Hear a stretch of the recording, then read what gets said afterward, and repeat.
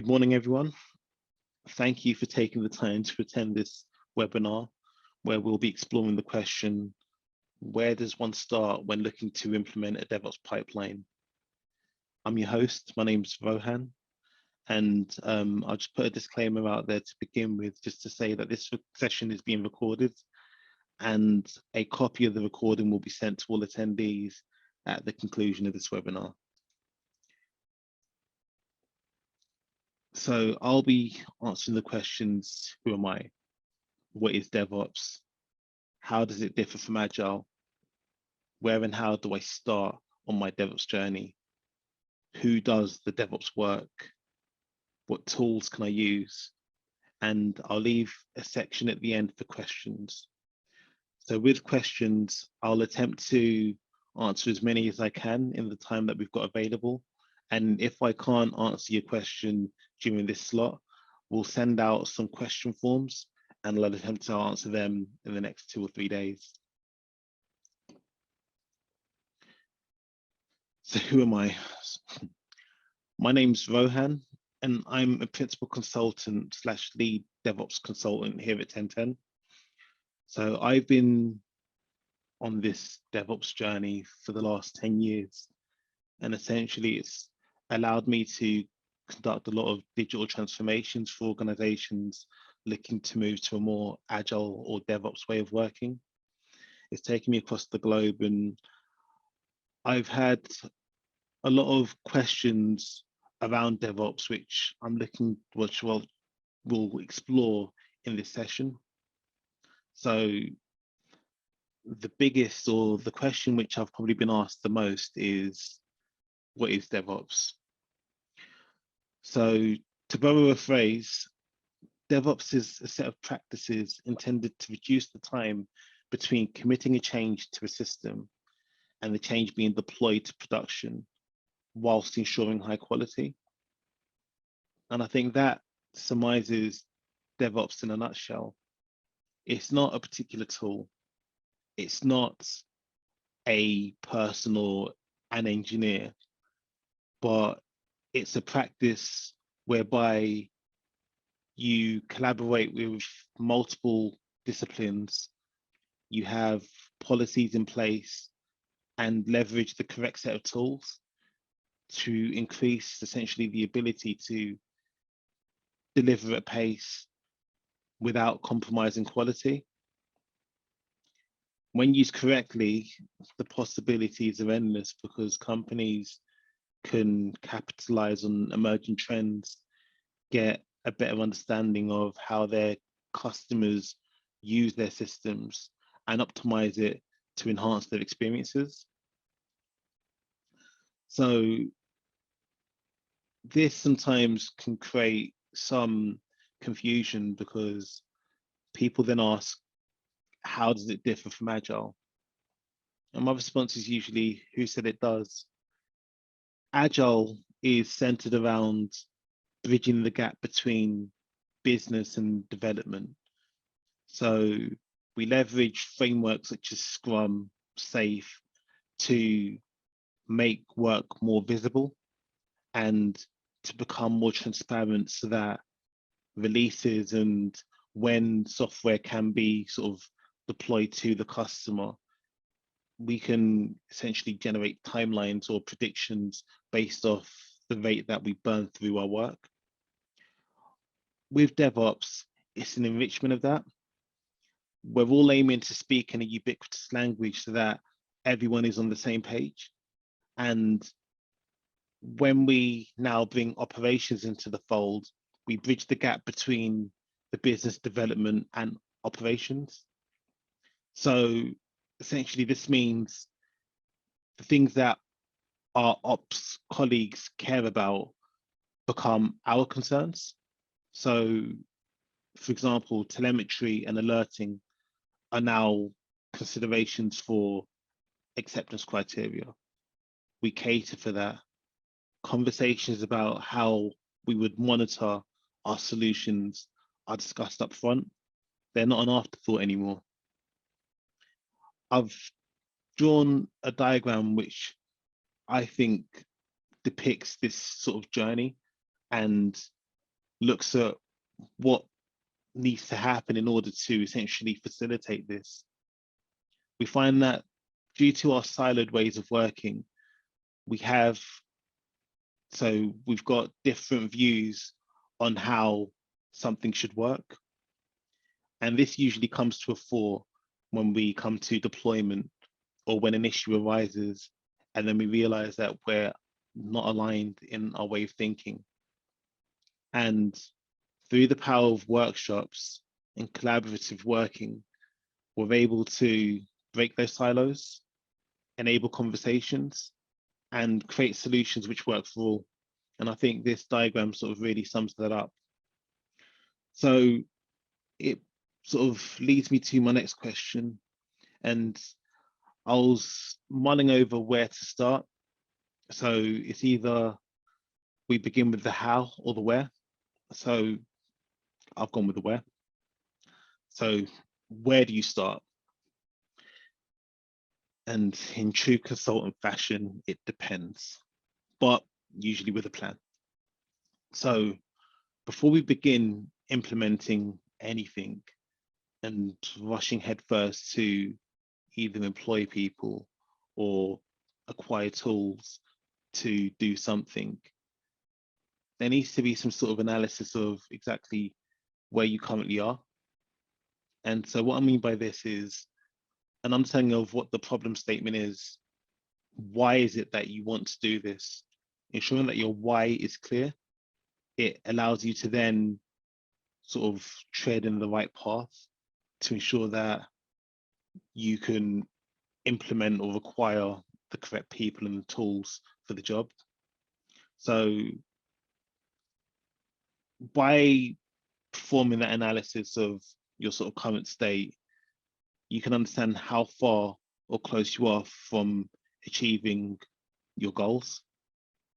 You can then essentially set some timelines to how quickly you want to achieve this, and you can upfront understand what your priorities are. So understanding the above allows you to factor them in when making decisions. So then this is where we go into the how. So how do you get buy-in? How do you sort of perform these analysis to understand where you are, what things need to be done, what questions do you need to ask yourself? So to me, the absolute first place, and this harkens back to my previous slide, is essentially a plan. And this comes in the form of essentially a DevOps roadmap. In that DevOps roadmap, you'd want to sort of state what it is that you're trying to achieve from a strategic level. What are the key drivers for your organization? So for example, when working in finance, I've worked in places whereby their drivers have been, they find that critical services fail quite frequently, but then they're only alerted to those failures by the customer. So these failures potentially have regulatory sort of financial costs to them. And so as a consequence, it's critical to them to better understand why these services are failing and to be able to proactively monitor for them. So that was a key driver example for a financial industry, and the use cases go on and on. But by understanding exactly what your drivers are, what your priorities are, and what the things you want to achieve are, it would allow you to select the appropriate tools based on your needs. So then we get into the conversation of what tools do we need? And this is the really open question, because the answer is it depends. It depends on what it is that you're trying to achieve. There are like a plethora of tools advertised around this space, and exploring exactly what your end goal is will allow the organization to select the tools which provide the greatest value. So to try and illustrate this point, I've created a fictional example of a typical cloud setup. So I'm not going to go super geeky, but I'll try and sort of keep it as high level as possible. So here we have a client, and the client has two mediums with which they can send requests, either a mobile app or a website. Those requests, there's different types of requests the clients can send. And so they can either create an order or get an update or some status on the stock. And essentially using the same sort of solution, you've got vendors who can fulfill orders and such. So a typical use case could be whenever a client wants to get stock or get an update on the stocking levels of a particular thing, whatever it could be, it always fails because the dependent service is down. And so then the customer is the one who sort of informs us that they can't get stock because they're getting an error. And it's only upon those reports that we then action that.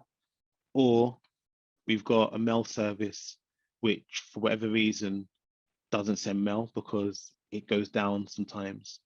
And these are typical things that you may experience in your organizations. But then how does adopting a DevOps pipeline help cater to this?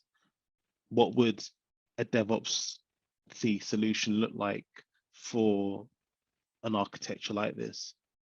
So we'll explore that now. So here I've just added some of the tools that we can leverage, and I'll talk about their use cases and how they allow us to achieve a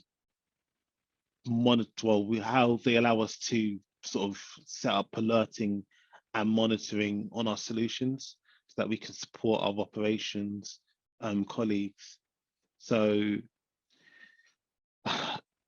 we've got first infrastructure as code.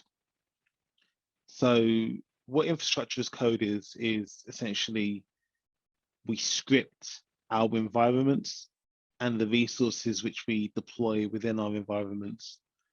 So when we talk about typical dev, test, and production, these environments essentially in a cloud setup would be a combination of different things. So we've got potentially databases, we've got NoSQL database tables, etc. We've got queues, we've got telemetric monitoring solutions, we've got APIs, we've got service bus sort of data messaging platforms, and we've got web applications. The list goes on and on. So all of those things we would script using using scripting languages such as Terraform. Terraform allows us to configure, create, and essentially provision our environments and the resources which are required within our environments. We've got configuration management tools such as Ansible, which allows us to maintain all of those scripts. We then want to set up continuous integration and continuous deployment pipelines and leverage tools such as Git so that we can version control our code bases. We can then use the YAML scripts to create pipelines which would allow us to deploy, to create our environments, to deploy builds into our environments, to run automated tests against our environments. So when we talk about the concept of automation, it expands just automated testing, and it covers everything from the automation of our environments, the automation of the builds or the packages that we deploy to our environments, the automation of our tests, the automation of our alerting and self-healing, etc. It encompasses everything. We've then got things which are like, well, we've got something called tunnel host introspection. So there's tools like ngrok. So as you can see here, we've got something called an orchestrator, and this essentially calls multiple APIs asynchronously, so just at the same time. So in traditional architectures, if we were to conduct an automated test at the UI level, either on the mobile app or the website, we could potentially get non-deterministic results, because these asynchronous calls, they could complete between 1 and n seconds. And so we may not get a deterministic result each time, but then it doesn't mean that the test, or it doesn't mean that the scenario that we're exercising has failed.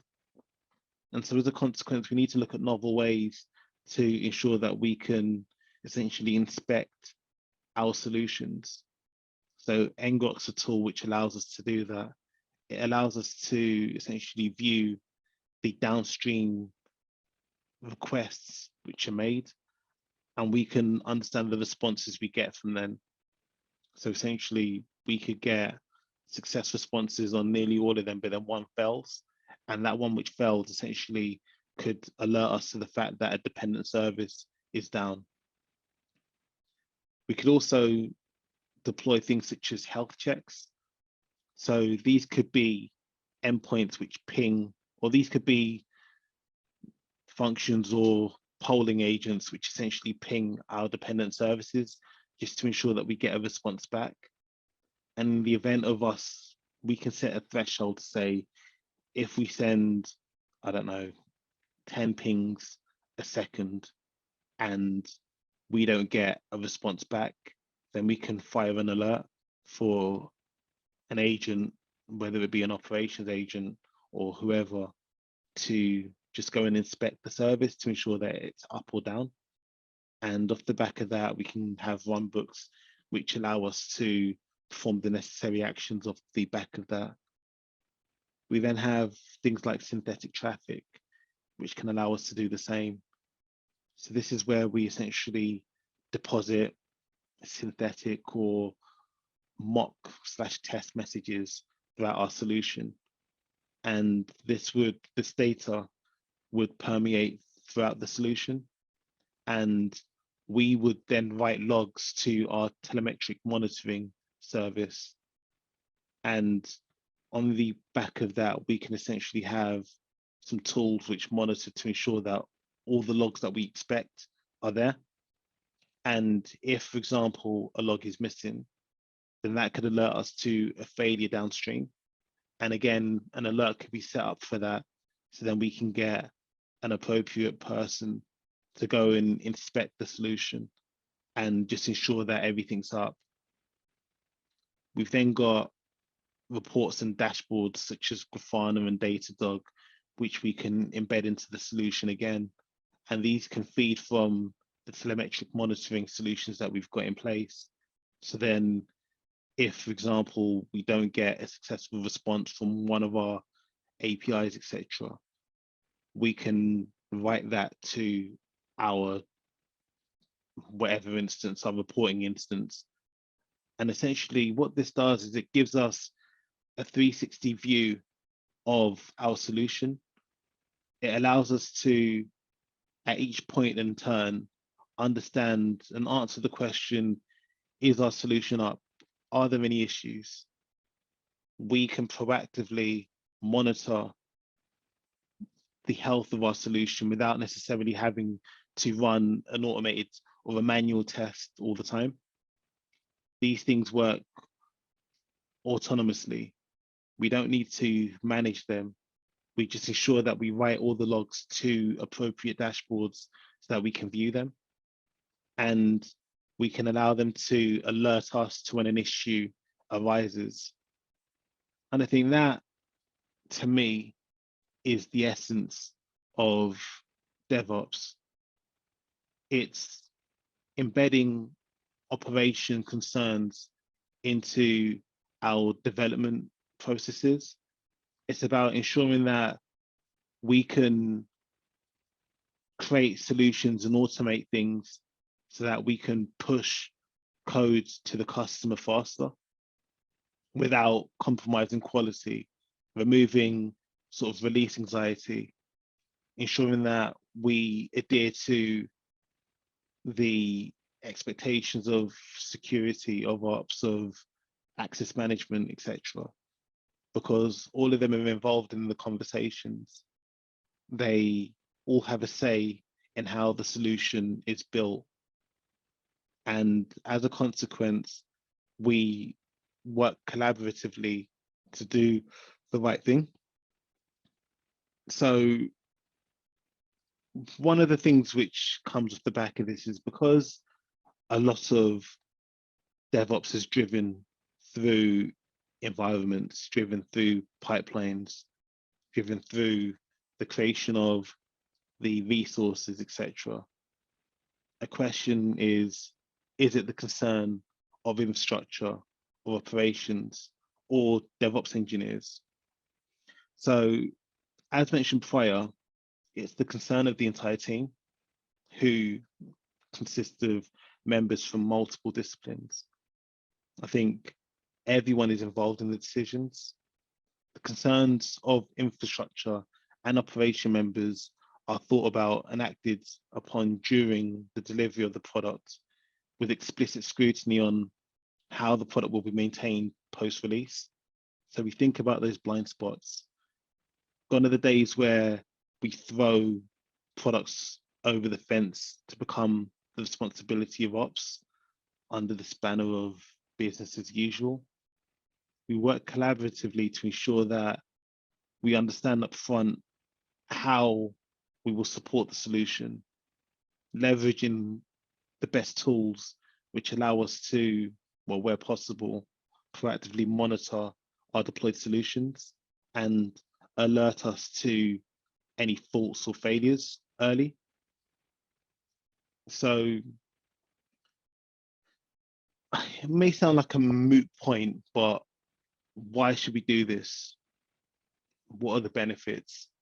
What value adds do we get off the back of this? So cost savings. This is achieved due to the fact that the solution's built to detect issues early, meaning that faults can be remedied faster.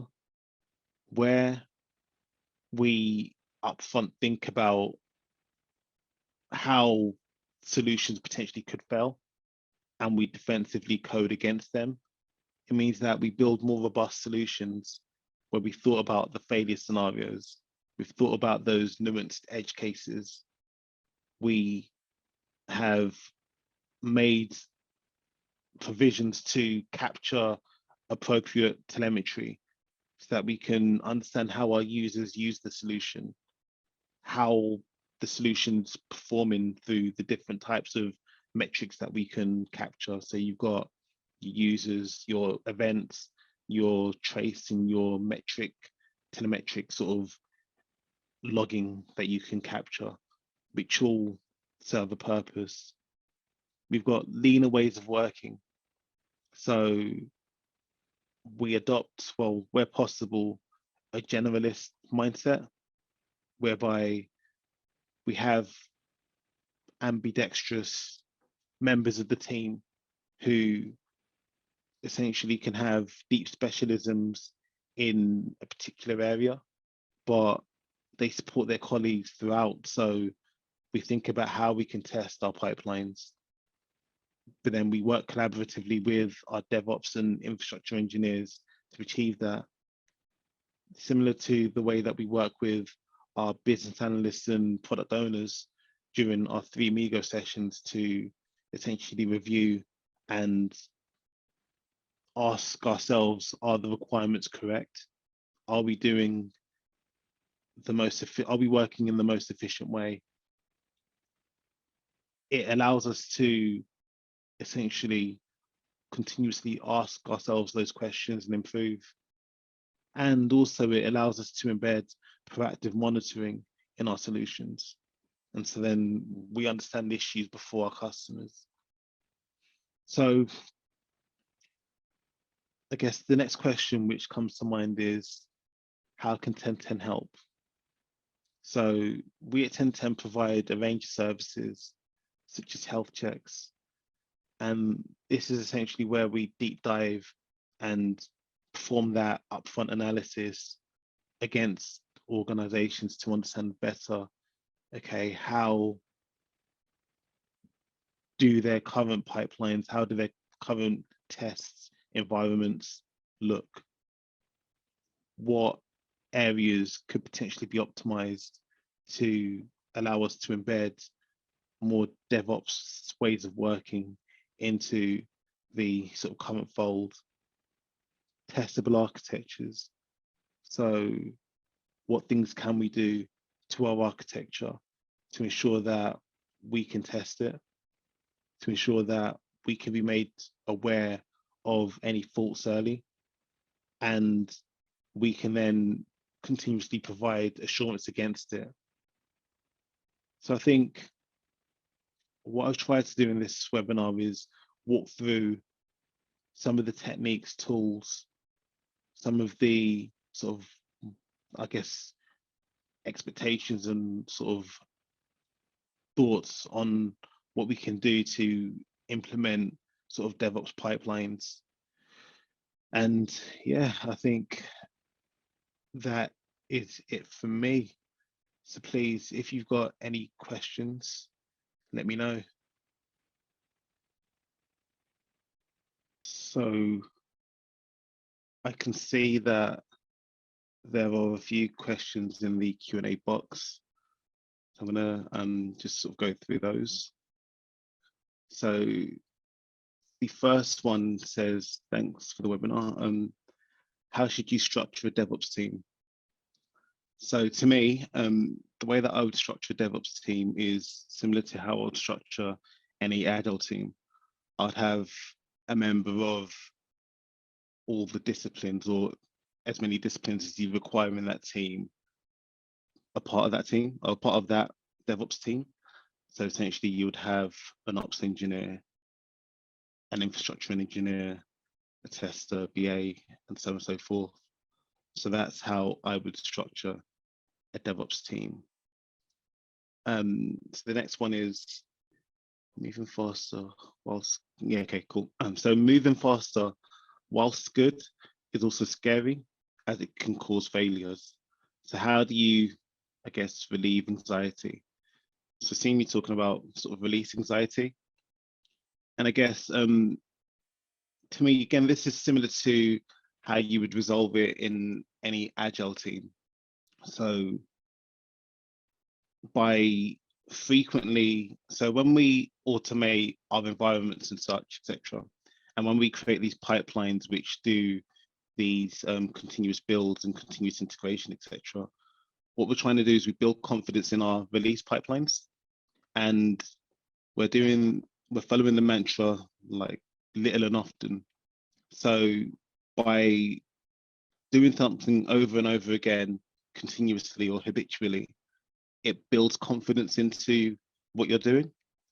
And essentially by embedding automated tests, ensuring that you've got all of your code scripted, so all your environments and such scripted, so pipelines release the work, you ensure that you go through you've got the right people on sort of workshops or in calls, etc., to ensure that the things are being built correctly, and you've got the concerns of all the relevant members embedded into your acceptance criteria. I think that process is the thing that builds confidence and, I guess, relieves anxiety. Okay, so the next question is, in order to move faster, other parts of the business need to keep up. How do you ensure that bottlenecks are not created in other areas of the business, such as access management and or InfoSec? Okay, this is a good one. So I've seen this in the past, whereby the development teams essentially are able to work at pace. They're able to create these packages and builds, but the organization essentially have particular release windows. So then the development team have to wait, and it essentially slows their ability to continue. I think the way that we've reduced bottlenecks in the past without sort of leaving people behind is essentially just to include them in the conversation, to get them involved in the process, not necessarily to add more workload to them, but where possible to essentially delegate some of the work to the team. So I found that with scripting and stuff, you've got some teams whereby they leave all of the scripting of all of the pipeline work to the infrastructure or DevOps engineers. Whereas if you create cookie cutter templates, you give enough privileges to some members of the team, of the development team, and with, I guess, some coaching from the infrastructure engineers and such, you can get more members of your development team writing some of the pipeline scripts or the YAML scripts. So I've seen in organizations where the developers would ensure that all of the code that they write, whether it's on an existing or a new project, they would create the pipelines for that. And similarly, the testers would do the same. So all of the resources and such that they need, due to the coaching that they've received from the infrastructure engineers, they can work autonomously with with governance and guidance from the engineers. So essentially you get coaches internally. And I think that's the way, or the best way I've found to essentially relieve or remove bottlenecks. So moving on to the next question. Thanks for mentioning DevOps engineers. When should I specifically recruit a DevOps engineer? DevOps sounds like a practice that existing staff can adopt. So why do some companies specifically recruit DevOps engineers? To be honest, it may be controversial, but I agree. I think DevOps is a practice that existing staff can adopt. I think what I found though is with, I guess they call them DevOps engineers, they have sort of skills or skill sets where they've used some of the newer tech. They've used the tool sets which allow them to enable sort of DevOps within an organization, or the ability to continuously monitor and sort of alert yourself to what's going on, to automate as much as is humanly possible. And so I think that's the reason why, just purely the time it would take to potentially train internal staff to become conversant with some of the latest and greatest sort of tools which are used in DevOps or in organizations which practice DevOps. I think that could be a reason for why some companies recruit for DevOps engineers, just experience. But personally, I think that if you've got existing staff who are already conversant with sort of cloud tech and they understand how these solutions work, then it's definitely something that they can adopt. So yeah, with training, naturally. So how can having an international/global team complicate DevOps? How do you ensure consistent communication between teams in different time zones with different ways of working and such? Okay, good question. I think to start with, there's no easy answer to this one. I think it actually differs depending on the team. But typically, when trying to sort of manage teams in different time zones or different areas, etc., what I would try to do is ensure that there's a working sort of branching strategy, for example. I found some of the main hiccups or issues that some organizations have is when team A located in wherever and team B here, when team A commit work and team B try and commit to the same code base, they could trample over team A's work. And so having branching strategies which essentially reinforce some of the rules and some of the policies to actually merge code into a solution is a way to ensure that you can, I guess, communicate, because what the outputs of those sort of runs tell you is whether you're going to cause some disruption or you're going to delete or trample on another team member's work. And so I think attempting to sort of build policies, attempting to embed things such as like code analyzers and such, attempting to sort of automate the governance layer is the way that you can sort of manage that. I think it's a wider discussion though. So what I'll probably do is with that question, I'll probably give a more detailed answer just after this, but I hope I've answered that. So the next one is, thanks for the webinar. I would like to understand how to go about creating a DevOps roadmap. As a beginner, how would I be able to gauge which area is the best for me? There's so many options out there. Yeah, definitely there are.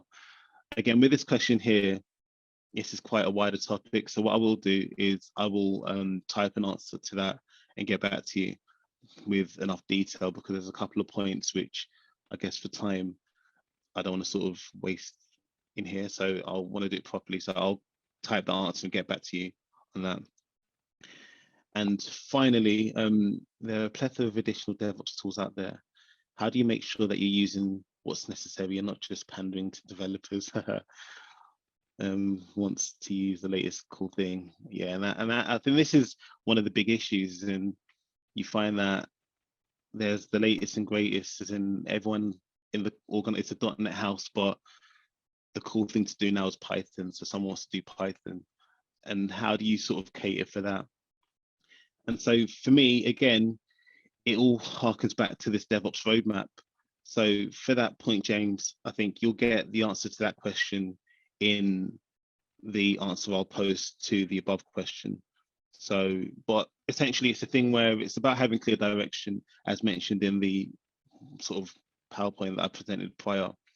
I find usually having an SDLC, so like a software development lifecycle, which goes into detail of all the different areas within your organization from an IT perspective, and just dictates, okay, this is the overarching rules that one must follow when doing X, Y, Z.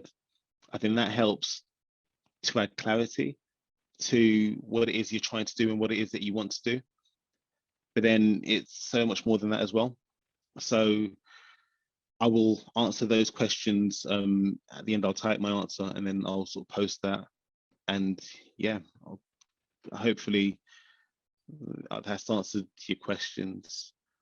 If there are any more, please let me know.